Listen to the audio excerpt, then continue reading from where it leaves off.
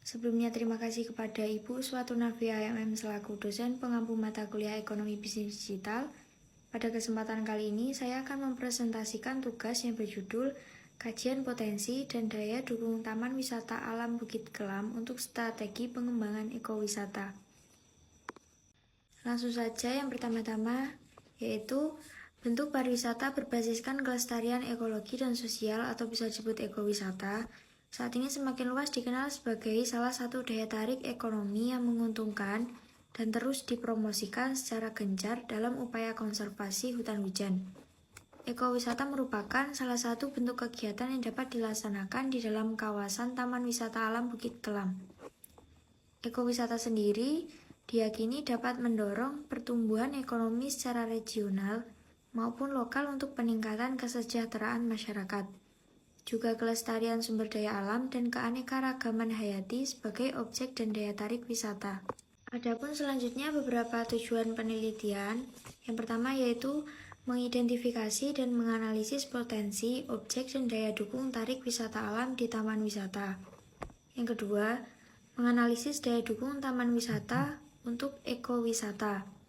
Ketiga, menganalisis tingkat pengaruh dan kepentingan stakeholder terhadap pengembangan ekowisata di taman wisata. Keempat, merumuskan strategi pengembangan ekowisata taman wisata. Selanjutnya yaitu metode penelitian. Penelitian yang dilakukan di kawasan Taman Wisata Provinsi Kalimantan Barat ini dibagi menjadi dua data. Yang pertama yaitu data primer, yang kedua yaitu data sekunder. Data primer merupakan seluruh data hasil pengamatan di lapangan dan wawancara responden yang berasal dari instansi pemerintah, masyarakat, swasta, LSM, akademisi, dan pengunjung. Yang kedua yaitu data sekunder, meliputi seluruh informasi pendukung yang berhubungan dengan penelitian. Kemudian metode analisis ini disesuaikan dengan tujuan penelitian, yaitu dibagi menjadi 4. Yang pertama yaitu penilaian potensi kawasan Taman Wisata Alam Bukit Kelam. Yang kedua, daya dukung kawasan. Yang ketiga, analisis stakeholder taman wisata. Yang keempat yaitu daya dukung kawasan. Yang pertama, penilaian potensi kawasan Taman Wisata Alam. Objek dan daya tarik wisata adalah segala sesuatu yang memiliki keunikan, keindahan, dan nilai yang berupa keanekaragaman kekayaan alam, budaya, dan hasil buatan manusia yang menjadi sasaran atau tujuan kunjungan wisatawan. Berdasarkan hasil penilaian kriteria yang diketahui, bahwa kawasan taman wisata ini memiliki klasifikasi sedang yang mengidentifikasikan bahwa kawasan ini memiliki potensi dan layak untuk dikembangkan, namun memiliki beberapa hambatan dan kendala untuk dikembangkan sebagai destinasi ekowisata. Daya tarik wisata ini sendiri pada wisata darat tergolong tinggi. Kondisi objek daya dukung taman wisata yang memenuhi kriteria dan hak merupakan jaminan bagi terpenuhnya kebutuhan wisatawan. Selain itu, suatu objek daya dukung yang baik hendaknya tidak hanya mampu menahan wisata agar lama tinggal menjadi peningkat, melainkan harus mampu menjadi penangkap. Beberapa objek daya tarik wisata alam di sini yaitu yang pertama, panorama alam Bukit Kelam, yang kedua yaitu Jalan Lingkar Kelam, yang ketiga jalur pendakian, yang keempat puncak Bukit Kelam, yang kelima daerah kaki Bukit Kelam, yang keenam lereng tebing Bukit Kelam, yang ketujuh wisata rohani Gua Maria, yang kedelapan yaitu wisata agro. Kemudian selanjutnya yaitu daya dukung kawasan. Daya dukung kawasan ini dibagi menjadi 3. Yang pertama yaitu daya dukung real, yang kedua daya dukung efektif, yang ketiga yaitu daya dukung fisik. Yang pertama daya dukung real yaitu jumlah maksimum pengunjung yang secara fisik tercukupi oleh ruang yang disediakan pada waktu tertentu, menunjukkan bahwa kawasan taman wisata secara fisik pada blok rencana pemanfaatannya mampu menampung sejumlah 8.667 orang setiap harinya. Yang kedua yaitu daya dukung real, jumlah pengunjung maksimum yang diperkenankan berkunjung ke kawasan taman wisata dengan faktor koreksi. Yang ketiga yaitu daya dukung efektif, Pada kawasan ini, taman wisata pada blok yang diproyeksikan sebagai rencana blok pemanfaatan diperoleh nilai 196 orang per hari. Hal ini menunjukkan bahwa kapasitas daya dukung efektif kawasan taman wisata pada tingkat manajemen saat ini belum terlampaui dibandingkan dengan rata-rata jumlah pengunjung harian pada tahun 2013, yaitu sebesar 34 orang. Selanjutnya yaitu analisis stakeholder Taman Wisata Alam Bukit Kelam. Stakeholder ini terdiri dari unsur pemerintah pusat, pemerintah daerah, masyarakat, lembaga swadaya masyarakat atau LSM, akademisi, dan swasta. Dalam pengelolaan taman wisata ini didasarkan atas pengaruh dan kepentingan yang berbeda-beda. Adanya perbedaan pengaruh dan kepentingan berdampak pada perbedaan peran masing-masing. Stakeholder ini dibagi menjadi 4 kategori. Yang pertama yaitu key player, yang kedua context setter, yang ketiga crowd, yang keempat yaitu subject.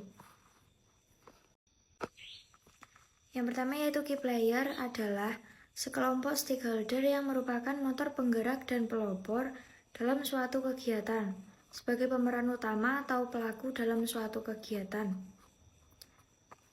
Key player ini terdiri dari Kementerian Kehutanan termasuk unit pelaksana teknis atau UPT, BKSDA Kalimantan Barat, Kementerian Pariwisata dan Ekonomi Kreatif, Dinas Kebudayaan dan Pariwisata Kabupaten Sintang, Dinas Kehutanan dan Perkebumen Kabupaten Sintang, dan masyarakat. Stakeholder ini peran dan fungsinya sangat penting dalam pengelolaan Taman Wisata Alam Bukit Kelam. Yang kedua yaitu context setter, merupakan stakeholder dengan pengaruh tinggi namun memiliki kepentingan kecil terhadap sumber daya kawasan, yang memetakan LSM ke dalam kelompok ini. LSM sendiri adalah lembaga non-pemerintah yang ikut andil dalam pengelolaan taman wisata. Di antaranya yaitu WWF Indonesia dan Taman dan Kompas Komunitas Pariwisata Sintang. Yang ketiga yaitu crowd adalah sekelompok stakeholder dengan pengaruh dan kepentingan yang kecil terhadap taman wisata. Dikatakan sebagai stakeholder yang berkontribusi dalam kegiatan namun tidak benar-benar terlibat. Yang keempat yaitu subjek adalah sekelompok stakeholder yang kepentingan tinggi namun memiliki pengaruh yang sangat rendah. Stakeholder ini mendapat dukungan dari key player, pengunjung, perusahaan air minum isi ulang, dan akademisi termasuk dalam kelompok subjek dan stakeholder grid. Yang pertama, penilaian potensi kawasan taman wisata alam. Objek dan daya tarik wisata adalah segala sesuatu yang memiliki keunikan, keindahan, dan nilai yang berupa keanekaragaman kekayaan alam, budaya, dan hasil buatan manusia yang menjadi sasaran atau tujuan kunjungan wisatawan.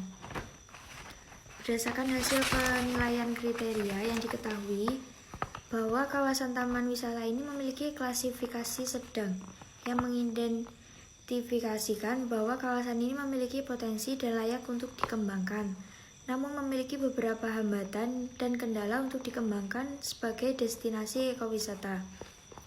Daya tarik wisata ini sendiri pada wisata darat tergolong tinggi. Kondisi objek daya dukung taman wisata yang memenuhi kriteria dan hak merupakan jaminan bagi terpenuhnya kebutuhan wisatawan.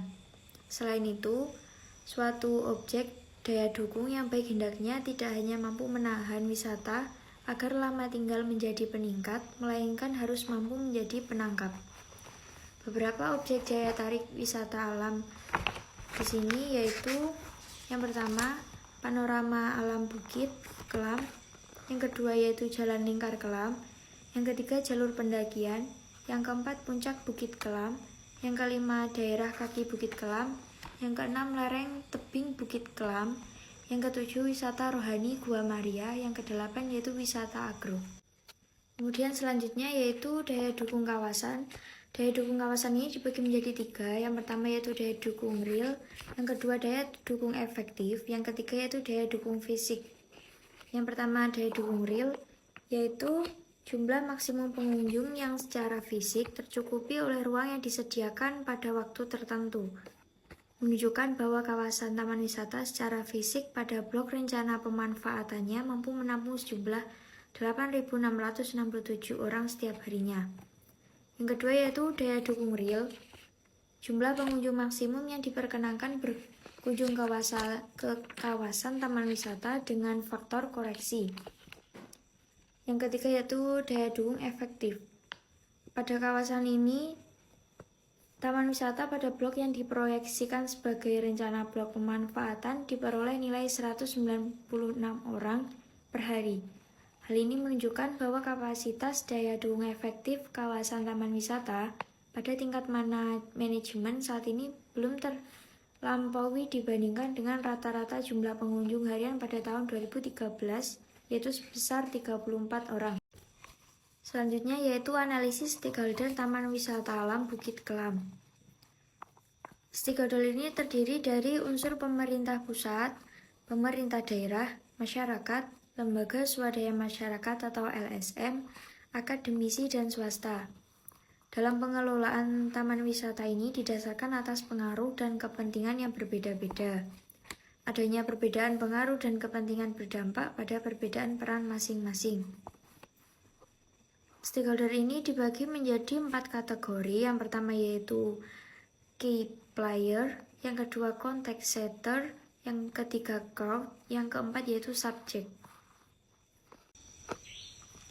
Yang pertama yaitu key player adalah sekelompok stakeholder yang merupakan motor penggerak dan pelopor dalam suatu kegiatan, sebagai pemeran utama atau pelaku dalam suatu kegiatan. Key player ini terdiri dari Kementerian Kehutanan termasuk unit pelaksana teknis atau UPT, BKSDA Kalimantan Barat, Kementerian Pariwisata dan Ekonomi Kreatif, Dinas Kebudayaan dan Pariwisata Kabupaten Sintang, Dinas Kehutanan dan Perkebumen Kabupaten Sintang, dan masyarakat. Stakeholder ini peran dan fungsinya sangat penting dalam pengelolaan Taman Wisata Alam Bukit Kelam. Yang kedua yaitu context setter, merupakan stakeholder dengan pengaruh tinggi namun memiliki kepentingan kecil terhadap sumber daya kawasan, yang memetakan LSM ke dalam kelompok ini. LSM sendiri adalah lembaga non-pemerintah yang ikut andil dalam pengelolaan taman wisata. Di antaranya yaitu WWF Indonesia dan Taman dan Kompas Komunitas Pariwisata Sintang. Yang ketiga yaitu crowd adalah sekelompok stakeholder dengan pengaruh dan kepentingan yang kecil terhadap taman wisata. Dikatakan sebagai stakeholder yang berkontribusi dalam kegiatan namun tidak benar-benar terlibat. Yang keempat yaitu subject adalah sekelompok stakeholder yang kepentingan tinggi namun memiliki pengaruh yang sangat rendah. Stakeholder ini mendapat dukungan dari key player, pengunjung, perusahaan air minum isi ulang, dan akademisi termasuk dalam kelompok subjek dan stakeholder grid. Selanjutnya yaitu strategi pengembangan ekowisata taman wisata, yaitu dibagi menjadi dua. Yang pertama evaluasi faktor internal dan eksternal, yang kedua yaitu formulasi strategi.